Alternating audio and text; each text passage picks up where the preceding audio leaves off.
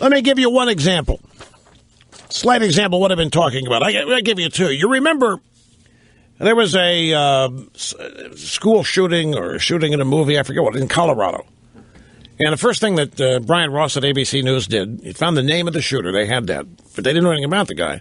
First thing Brian Ross did, ABC's investigative ace reporter, was check the names of members of Tea Party organizations in Colorado. And he found somebody on a Tea Party roster that had the same name as the shooter.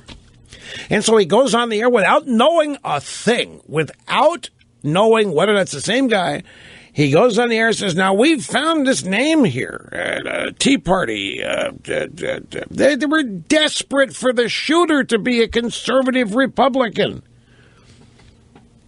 And they know full well all they got to do is present the original speculation. People are going to hear it as fact. And then you come along later and say it wasn't a Tea Party guy. It's the same name, but a different person. Too late, damage done. Have you heard about the guy in North Carolina who shot 3 Muslims?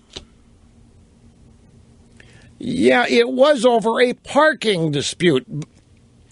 It was not backlash against Muslims. But the moment it happened, the drive-by media was salivating.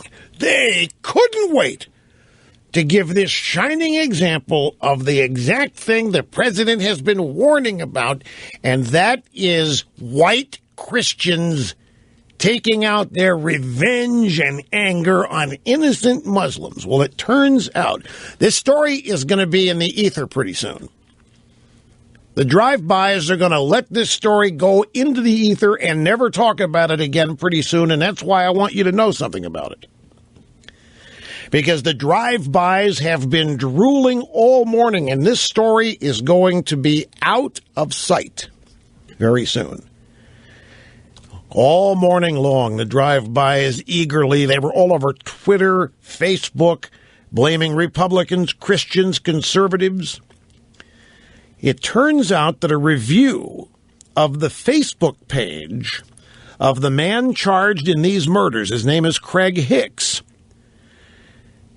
his Facebook page shows a consistent theme of anti-religion and support of progressive causes. The guy's a liberal. Included in his many Facebook likes are the Huffing and Puffington Post, Rachel Maddow, the Southern Poverty Law Center, which is about as far left-wing insane as you can get, the Freedom from Religion Foundation, Bill Nye, the science guy, who's not a science guy, Neil deGrasse Tyson, and gay marriage groups, and a host of anti-conservative Tea Party pages. The guy that shot the 3 Muslims in a parking dispute is a raging liberal. He was not and is not a conservative, a Republican, a Christian, or any of the other usual suspects the left hopes and prays these people are.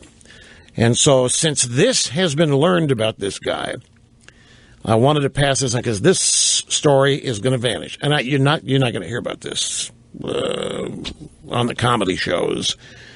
This is going to be something that never happened in just a few hours. We'll be back right after this.